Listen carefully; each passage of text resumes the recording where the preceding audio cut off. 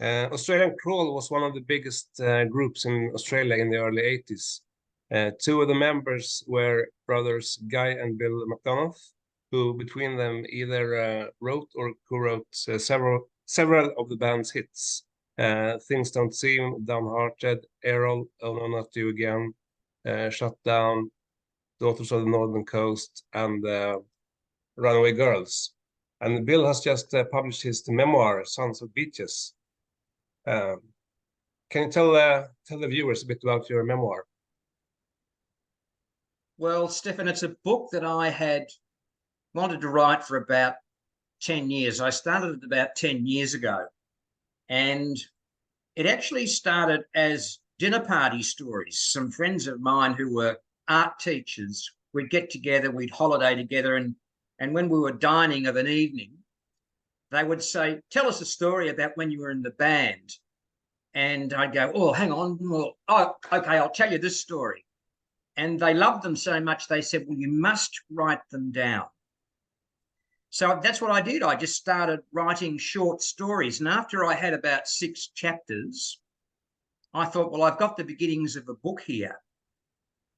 And that's when I really knuckled down and, you know, made the big effort to bring it to life as a book, because I wanted to tell the story about, you know, the extraordinary life that Guy and I had as brothers. You know, we had a very unusual, different sort of life. And the other reason was that, you know, when you become famous, Stefan, there's a lot of rubbish that's written about you. You know, Wikipedia, in the press, nonsense, lies, completely and utterly wrong. And that's another reason I wanted to set the record straight, you know?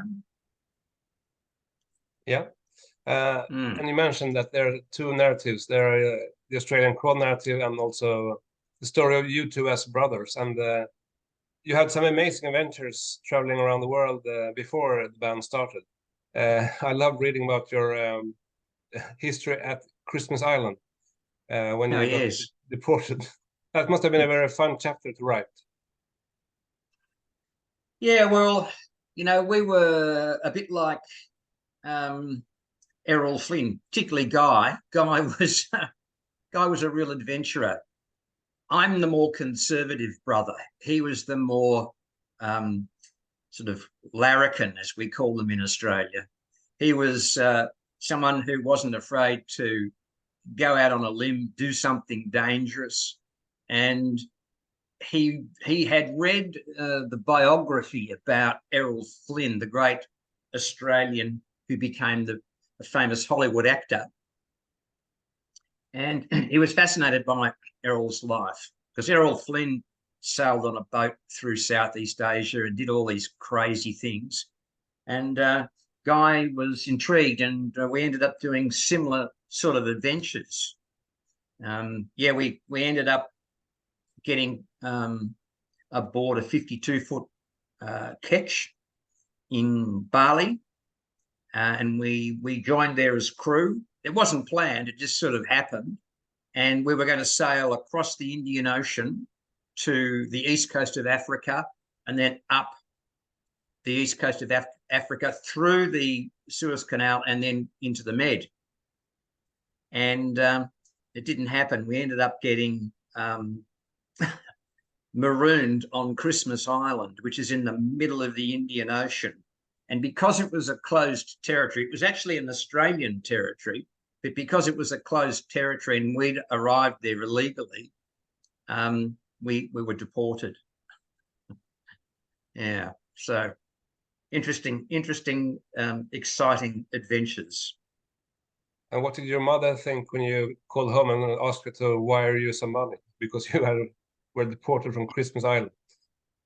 Well, I think she just, she already knew that, you know, we could be sort of getting ourselves into trouble. So I don't think she was too fussed. I think she probably said, what are you up to now? What happened? And, you know, are you stupid boys? All right, then. And then so she had to drive up to Melbourne because we lived down on the coast away from Melbourne, and she drove up to the British Phosphate Company, who were the main company that was mining phosphate on Christmas Island at the time. And yeah, she wired us through some cash, because our cash had gone to the bottom of the Indian Ocean when we were trying to get ashore from the boat. Yeah, it sort of went into the drink, and our clothes and our money just disappeared into the blue sea.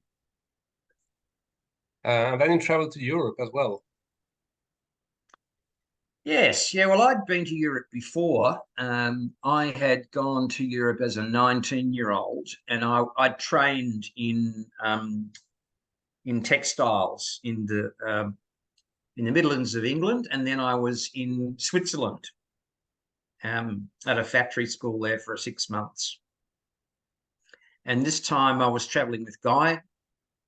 I think I was about 23 at the time. And yeah, we ended up finally getting to Europe. It wasn't the way we had planned, by boat. We finally got there, and yeah, we just had another great adventure. We had some friends. I had a textile school friend, an Italian guy, and actually Swiss Italian, and you know, we caught up with all our mates, some English people and some Swiss people, and then there were some more Australians traveling, and we joined up with them and got ourselves into a lot of trouble as usual. But it was all good fun. And then you returned to Australia and became involved in the music world with the band Untouchables, and then Spiff Rauch, which was basically the first lineup of Australian crawl. Yeah, it was. Yeah, it was our first real attempt at becoming professional musicians. I mean, in the book, you'll note that I was in a lot of bands before Spiff Rauch, but those were schoolboy bands, although we ended up on TV with one of those bands. Yeah, Spiff Rauch was the real first crack at becoming a successful rock and roller. So yeah, and it was quite interesting that it was exactly the same lineup as Australian Crawl, but for Brad Robinson. Brad wasn't in Spiff Rauch.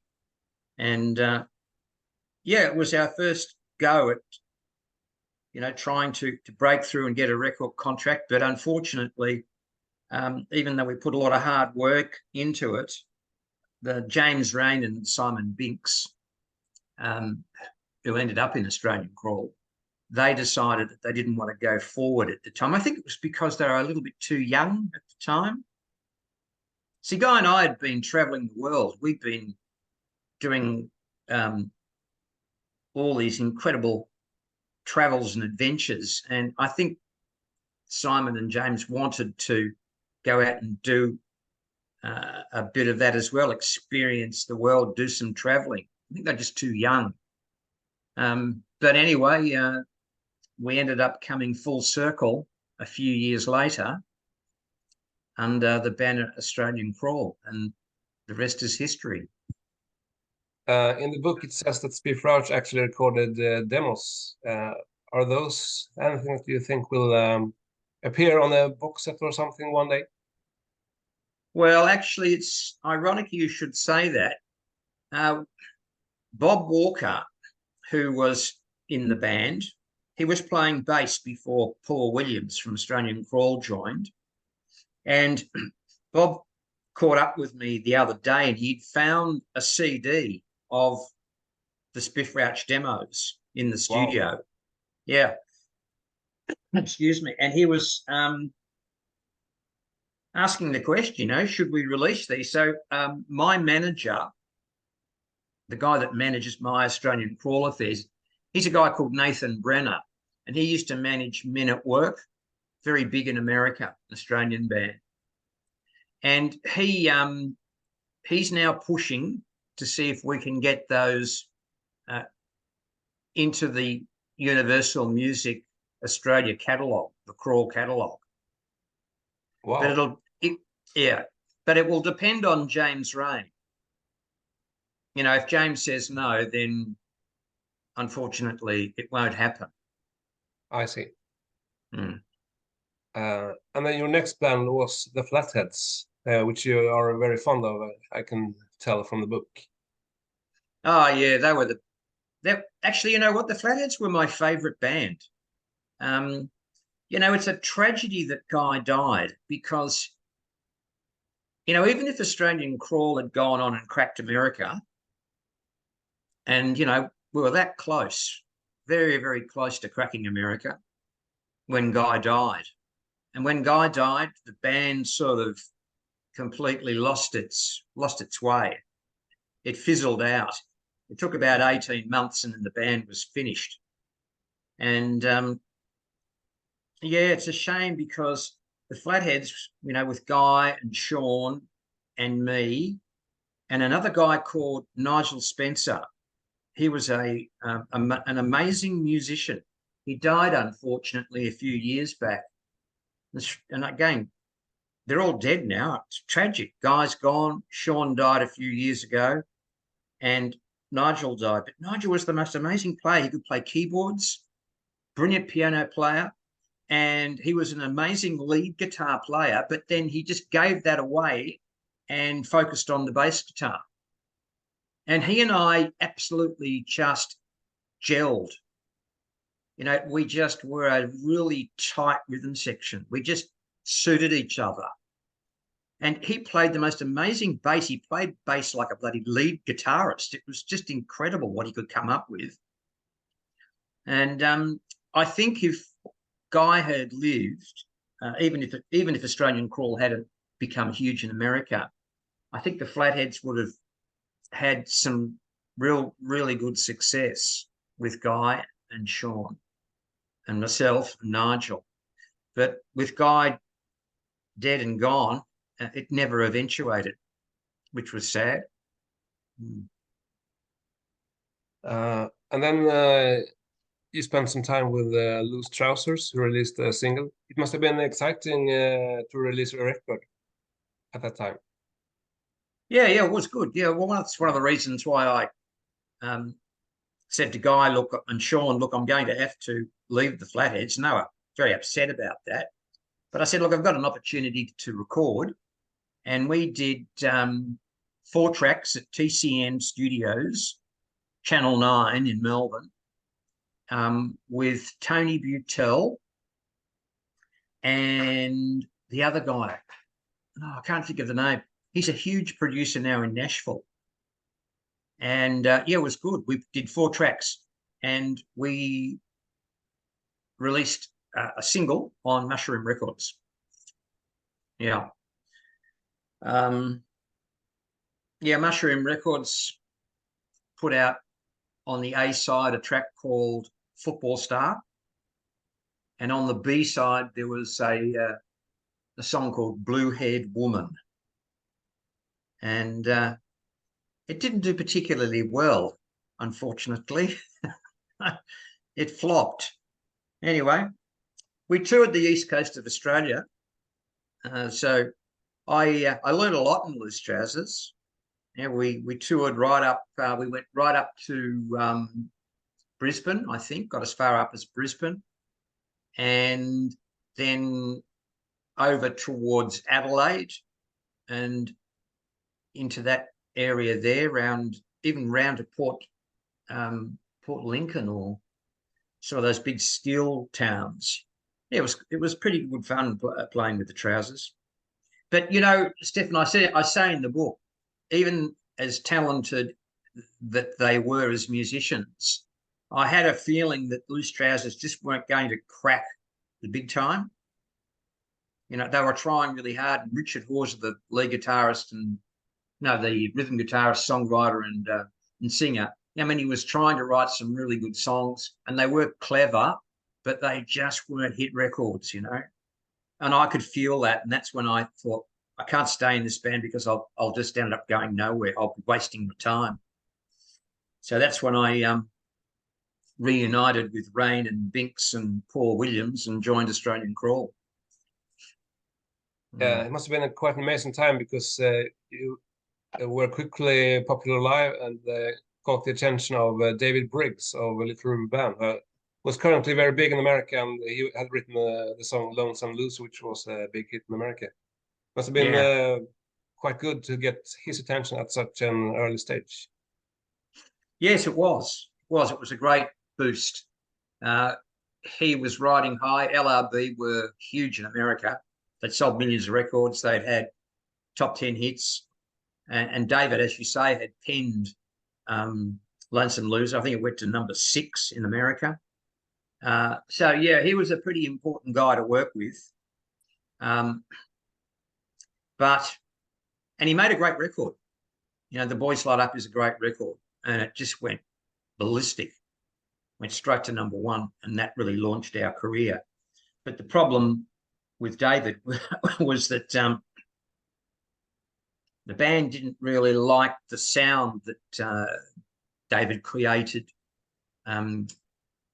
with The Boys Light Up, you know, the sonic signature that he preferred. He liked a very bright and clean sound, whereas I think the guys wanted something a little bit more rock and roll, a bit more raunchy.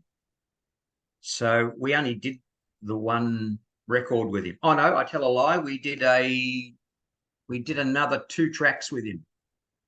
We did a second session, and we recorded a song called Big Fish in a Small Pond with him, with Guy. That's when Guy rejoined. Now, no, I like David. He's a nice man, and he did a great job. Made a hit record for us.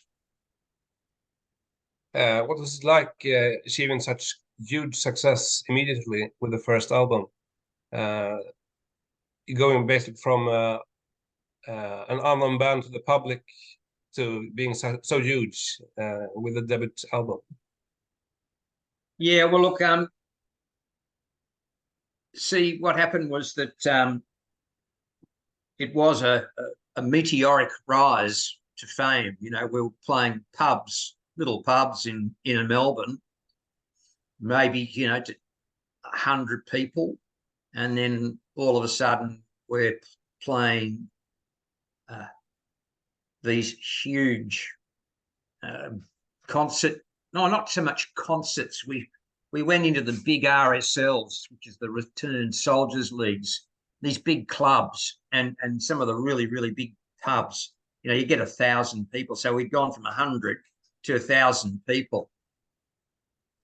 Yeah, so it was a big dip. It was a big change, and we started touring. We'd just been playing around Melbourne, you know, in the inner city clubs like the Tiger Lounge and Martinis and Bananas. These were the hip sort of little venues. And I remember we played once at Polaris Inn in Carlton, and there was about 10 people there. And then all of a sudden, we're just playing to sell out shows right around the country, and we were touring. You know, we hadn't even been out of the state.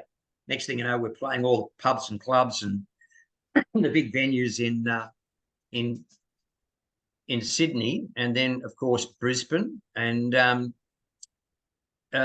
yeah, and then we started touring into South Australia and over to the Western Australia. So it was a bit of a shock. So we had to learn quickly. And the third single from the album was Downhearted, which was co-written by you, Guy, and Sean Higgins.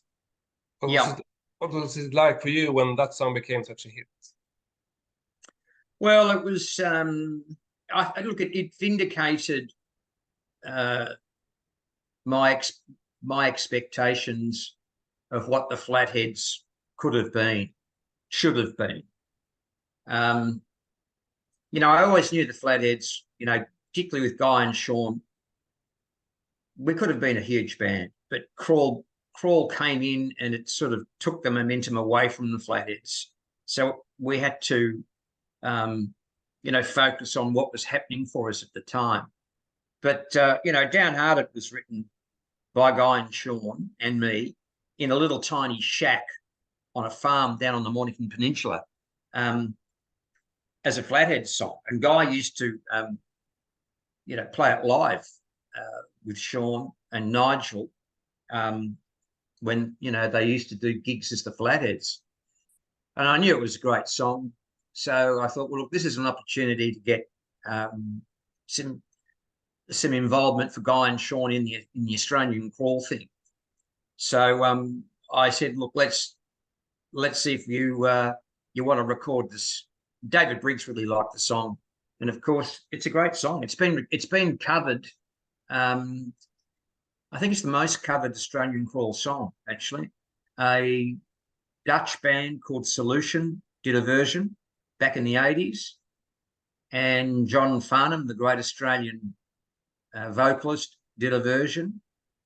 And as we speak, there's another version being done by a guy.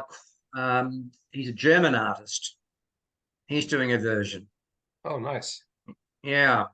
I haven't heard the finished article yet, but he's recording a version of Downhearted. About 10 years or so ago, Nigel Spencer was on the Australian Crawl fans page on Facebook, and he told a funny tale when Guy joined the Australian Crawl.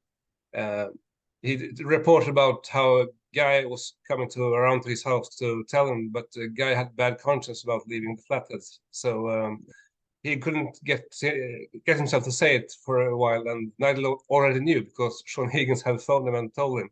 But he let the guy sweat for a while, and then when he revealed that he knew all the time, they just laughed and laughed, he said. Yeah, I didn't know that story. That's new to me. Yeah. Yeah, I didn't know. That's interesting. They seem to have been very close friends. Sorry? They seem to have been very close friends, Guy and Nigel. Oh, yes. Yeah. Nigel was devastated when Guy died. He was a big supporter of me and of Guy's music. He ended up going and living in America. He was working in the computer industry, writing music for computer games and stuff like that. And he set up a YouTube channel, and he would make videos to some of Guy's songs. And he was a real great supporter of Guy's music, even after Guy died. He thought, again, he believed that the Flatheads could have been huge. I reckon the Flatheads could have ended up being a bit like REM, the American band. Yeah. Very similar, I thought. 4 guys, quirky, not real rock and roller type guys, but had a really, really interesting sound and the ability to write hit songs. That's how I sort of envisaged the Flatheads would end up, being a bit like REM. Yeah. So Guy joined Australian Crawl, and you recorded your second album, Sirocco, which is a real Australian classic.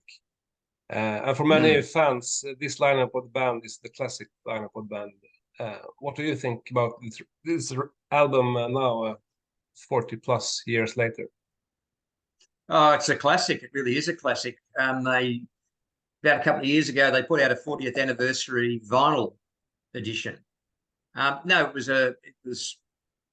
was a huge album. It was the second highest selling album in its year. And I comment about this in the book. John Lennon's Double Fantasy was the #1 seller. We were #2 with Sirocco. And then 3 was Back in Black by AC/DC. So that just gives you an idea of how powerful that record was in our own sort of territory, in the Australian, New Zealand marketplace. It was big. And Guy ended up writing like about 5 tracks off the 12. I wrote 7, so we ended up writing up more than half the album. And Guy wrote just about all the singles too. Yeah, Oh No Not You Again, and Errol, and Things Don't Seem with Sean. Mm. That was a really special lineup. In your opinion, what made that lineup so special?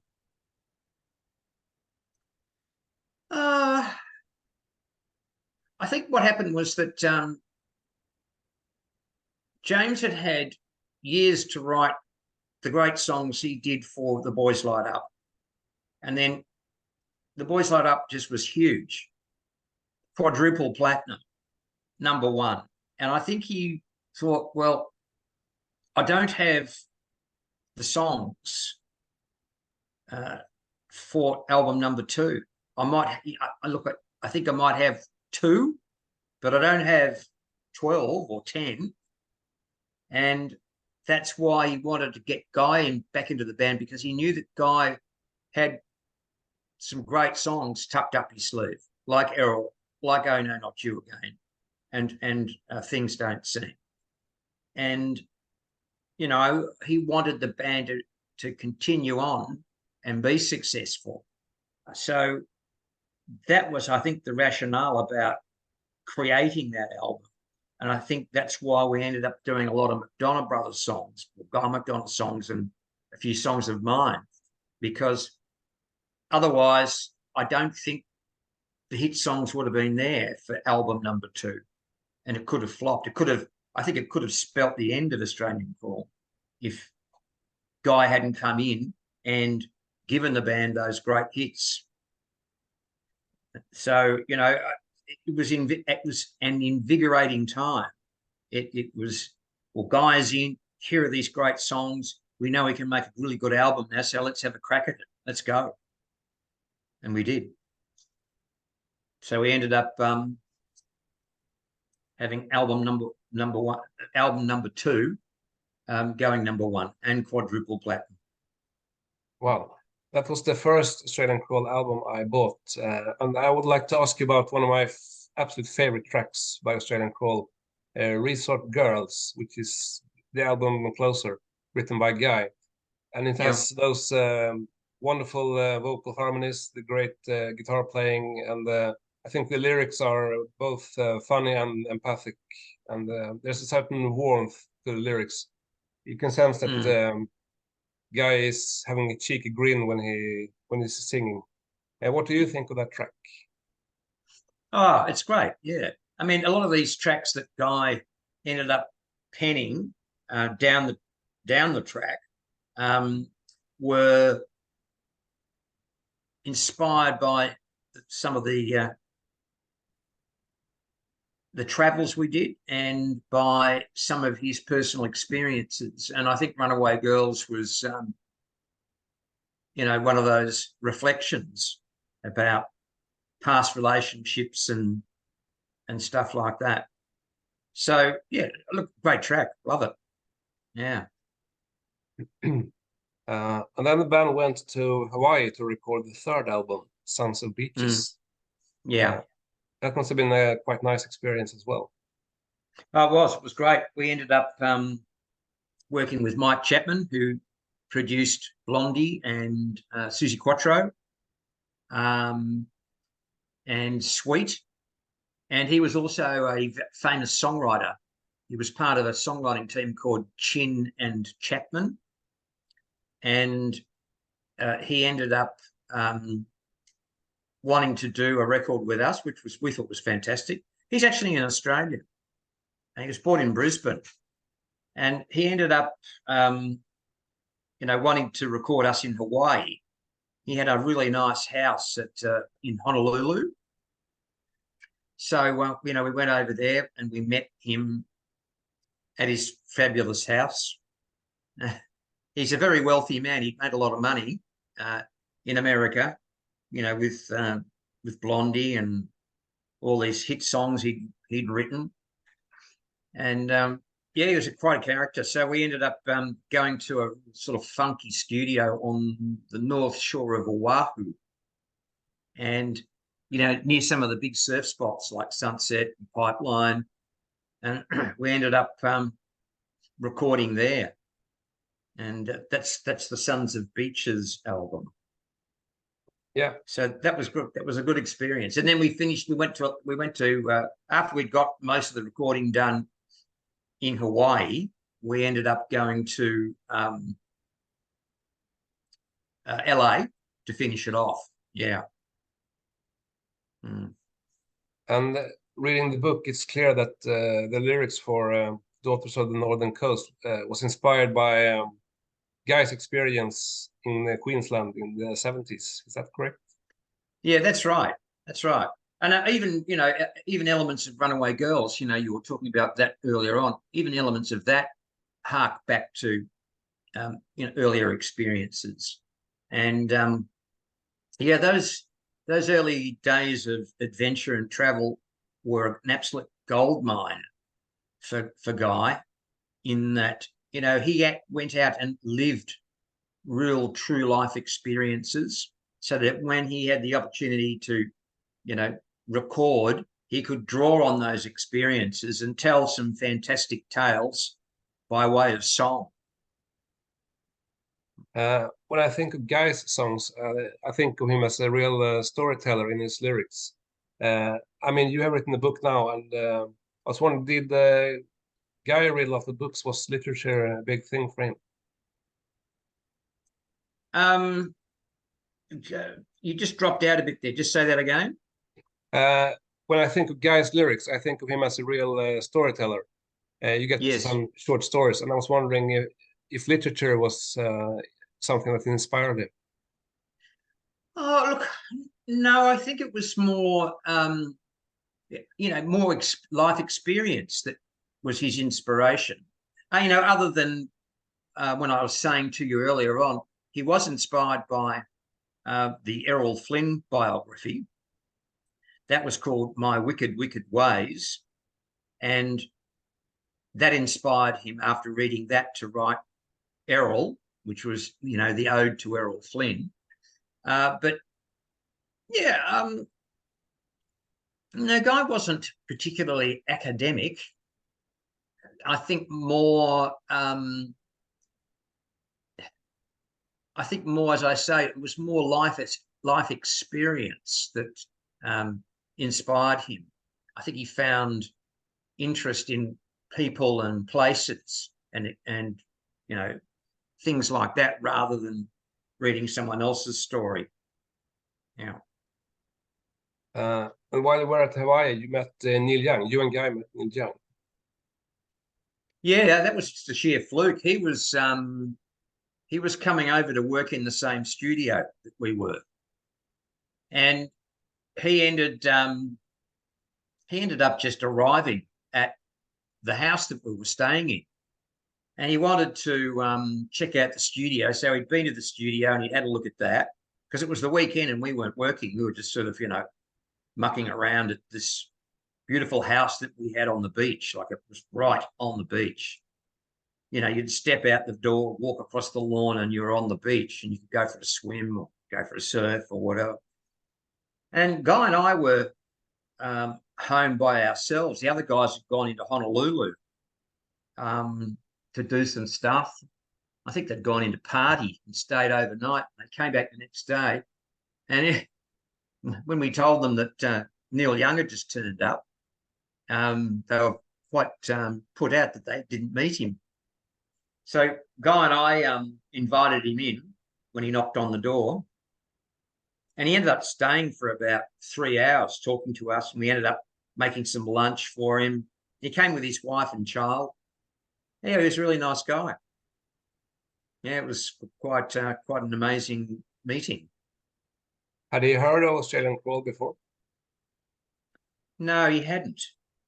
No, but Guy was particularly chuffed because Neil Young was a bit of a hero of his.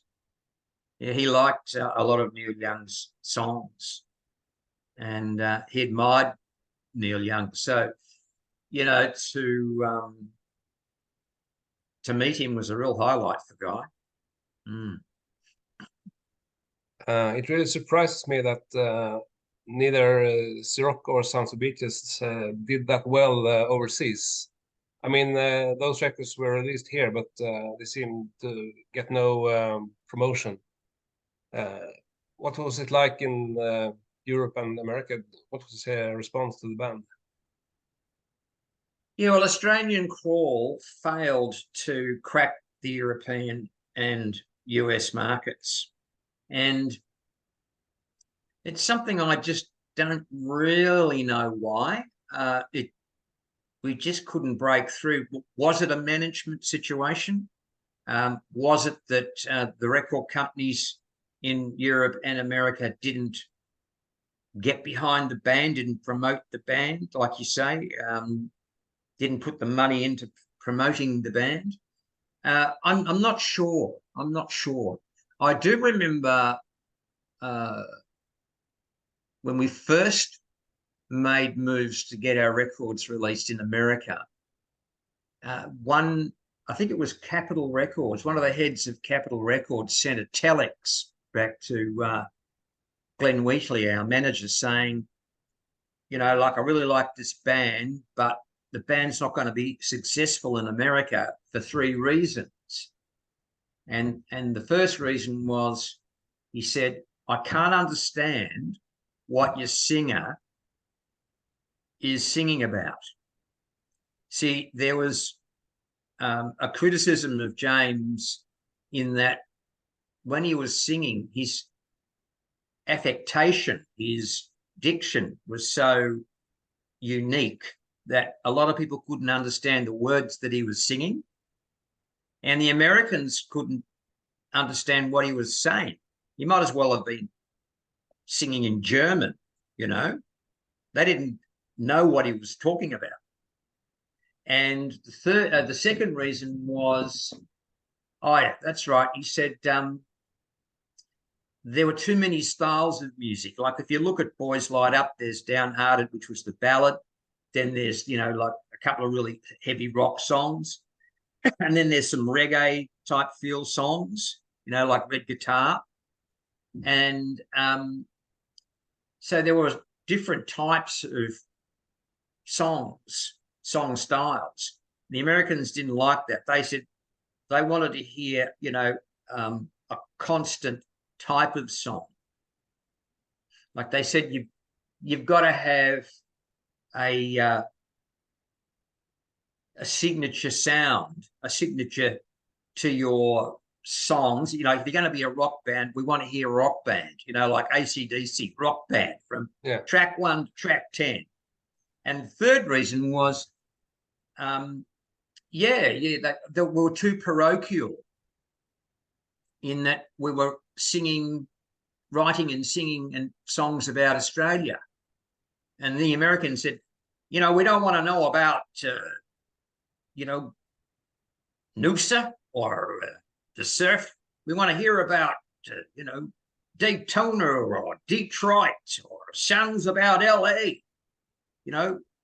The Americans couldn't relate. And I think there's 3 reasons why those first records just weren't taken up by the Americans.